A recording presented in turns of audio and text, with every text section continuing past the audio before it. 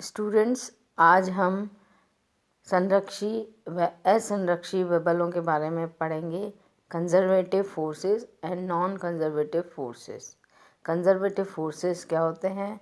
इसकी पहली परिभाषा है कि संरक्षी बल या कंजर्वेटिव फोर्सेस वह बल है जिसके द्वारा एक कण को किसी एक बिंदु से दूसरी बिंदु तक विस्थापित करने में किया गया कार्य कण के पथ पर निर्भर नहीं होता है, अर्थात कार्य का मान केवल उसकी अंत स्थितियों पर ही निर्भर करता है। यदि किया गया कार्य पथ पर निर्भर करता है तो वह संरक्षी बल असंरक्षी बल कहलाएगा। माना, अब हम एक उदाहरण लेते हैं। हमारा दो पाथ हैं, ए और बी। ए से बी तक जाने में पहला पाथ 1 है और दूसरा पाथ 2 है। अगर किसी कण पर कार्यकारी बल संरक्षी बल है तो उपरोक्त परिभाषा के अनुसार ए बी पहले पाथ से किया गया कार्य = WAB2 दूसरे पथ से किए गए कार्य के बराबर होगा, और A to B F.dr = A to B F.dr second path के बराबर होगा।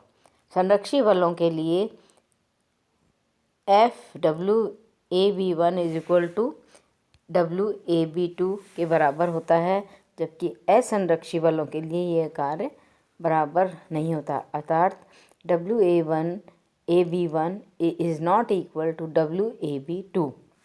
अब इसकी संरक्षी बल की दूसरी परिभाषा है, यदि बल को किसी कण पर लगाने पर एक पूर्ण चक्र में, एक कंप्लीट साइकिल में, मतलब A to B B to A में टोटल किया गया कार्य 0 हो तो वह बल संरक्षी बल होता है। यदि एक पूर्ण चक्र में कुल किए गए कार्य का परिणाम 0 नहीं हो तो वह बल असंरक्षी बल होता है। अब माना कि एक का पथ 1 के द्वारा बिंदु A से B तक ले जाया जाता है तथा पथ 2 से B से A पर वापस लौटता है। यदि कण पर कार्यकारी बल संरक्षी बल है तो उपरोक्त परिभाषा के अनुसार इस पर टोटल किया गया कार्य एक चक्र में 0 होना चाहिए, और F.dr, ये जो गोले का सर्कल है इसका मतलब है close path, = F.dr = WAB1 + WAB2 = 0, जिससे WAB1 = -WAB2 के बराबर आएगा, और F.dr A to B = -B to A F.dr। परंतु हमें पता है B to A F.dr = -A to B F.dr होता है। Therefore, A to B F.dr first path = A to B F.dr = second path, अतः WAB1 = WAB2 सेकेंड पाथ के बराबर होगा।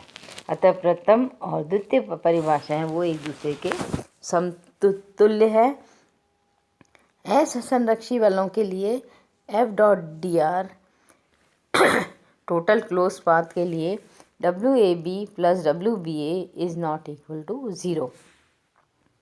तीसरी परिभाषा इसकी है, यदि किसी कण की बल के प्रभाव में एक पूर्ण चक्र पूरा करने में गतिज ऊर्जा उतनी ही रहती है जितनी उसके प्रारंभ में हो तो यह बल संरक्षी बल होगा।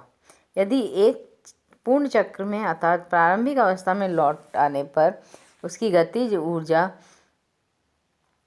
प्रारंभ के सापेक्ष परिवर्तित हो जाती है तो कार्यरत बल असंरक्षी बल होगा। ऊर्जा कार्य प्रमेय से हमें पता है कि जो वर्क डन है वो चेंज इन काइनेटिक एनर्जी होता है। द्वितीय परिभाषा में पूर्ण चक्र पर विस्थापन में W = 0, अर्थात delta K = 0, it means change in kinetic energy = 0। यदि द्वितीय परिभाषा के अनुसार पूर्ण चक्र के लिए किए गए कार्य का मान यदि 0 हो तो गतिज ऊर्जा में नेट परिवर्तन भी 0 होगा, जो संरक्षी बल की परिभाषा है। इस प्रकार संरक्षी बल की सभी परिभाषाएं तुल्य हैं। असंरक्षी बलों के लिए पूर्ण चक्र पर विस्थापन में, क्योंकि W is not equal to 0 है, therefore delta K should be not equal to 0। ये वह क्षेत्र जिसमें कण संरक्षी बल का अनुभव करता है, उस क्षेत्र को हम संरक्षी बल क्षेत्र या कंजर्वेटिव फोर्स फील्ड कहते हैं।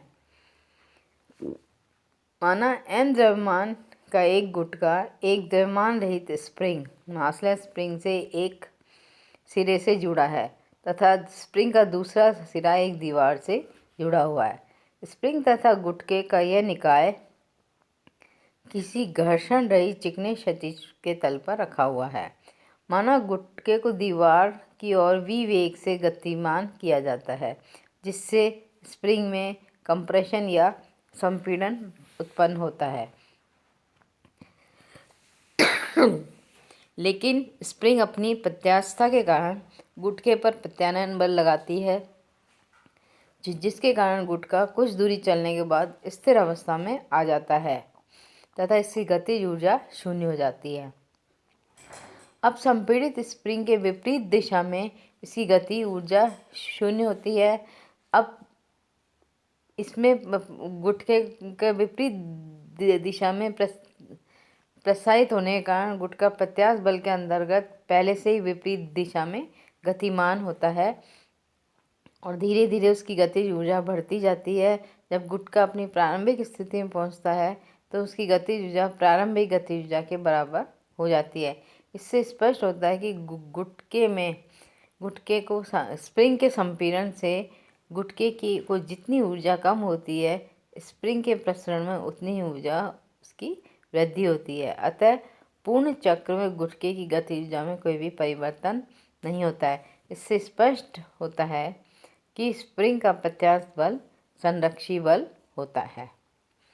यदि उपरोक्त उदाहरण में क्षैतिज तल चिकना न हो, अर्थात इसमें फ्रिक्शन हो, तो गुटके पर वायु का घर्षण बल लगता है और गुटके की गतिज ऊर्जा प्रारंभिक स्थिति में लौटकर आने पर पहले की प्रारंभिक ऊर्जा की गतिज ऊर्जा के बराबर नहीं होती है, अर्थात वह परिवर्तित हो जाती है, जिससे पता चलता है कि घर्षण बल है वो असंरक्षी बल है। गुरुत्वीय बल, स्थिर विद्युत बल, प्रत्यास्थ बल आदि संरक्षी बलों के उदाहरण हैं, जबकि घर्षण बल असंरक्षी बल है और इसी तरह श्यानता भी असंरक्षी बल है। अब जो सेंट्रल फोर्सेस हैं वो ऑलवेज कंजर्वेटिव होते हैं। यदि किसी कण की विभिन्न स्थितियों पर लगने वाले बल की कार्य रेखाएं जो लाइन ऑफ एक्शन है सदैव एक स्थिर बिंदु से गुजरे, तो वे बिंदु की ओर अंतर्मुखी तथा बिंदु से दूर की ओर इंगित अर्थात बहुमुखी होते हैं। अब तथा बल का परिमाण केवल बिंदु के कण के स्थिर बिंदु से की दूरी से निर्भर करता है, कार्य रेखा की दिशा पर नहीं। तो ऐसे बल केंद्रीय बल कहलाते हैं। गुरुत्वाकर्षण बल, स्थिर वैद्युत बल आदि केंद्रीय बल के उदाहरण हैं। अब हम किसी केंद्रीय बल क्षेत्र को प्रदर्शित चित्र 7 हमारे दिखाया गया है। इसमें किसी केंद्रीय बल को हम प्रदर्शित कर रहे हैं। बल क्षेत्र का केंद्र O है तथा इस पर क्षेत्र में बिंदु A व B दो पाथों से जुड़ा हुआ है। A पाथ ये है और B पाथ ये है। अब इनकी जो त्रिज्या है O से केंद्र माने तो त्रिज्या R तथा R प्लस dr के दो हम चाप खींचते हैं। माना पथ A तथा 2 पर ये बिंदु पर जो काटते हैं वो P और Q पर केंद्रीय बल क्रमशः F1 व F2 है। F1 ये है और F2 ये है। पथ 1 तथा 2 के अनुदिश चापों के बीच कण का विस्थापन dr1 व dr2 है। अब यदि F1 तथा dr1 तथा F2 तथा dr2 के बीच कोण क्रमशः θ1 व θ2 हो, तो F dot dr1 equal to F1 dr1 cos of theta one dot product है F2 dot dr2 equal to F2 dr2 cos of theta to.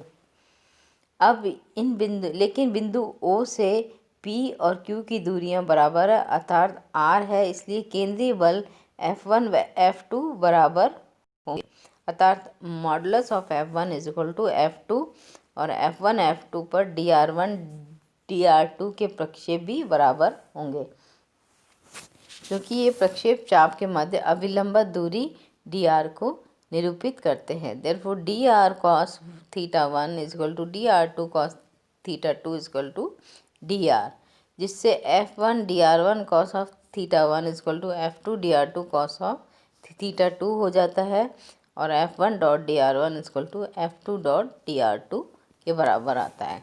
उपरोक्त प्रतिबंध पथ 1 व 2 के अन्य खंडों के युग्मों पर भी लागू होगा, इसलिए पाथ 1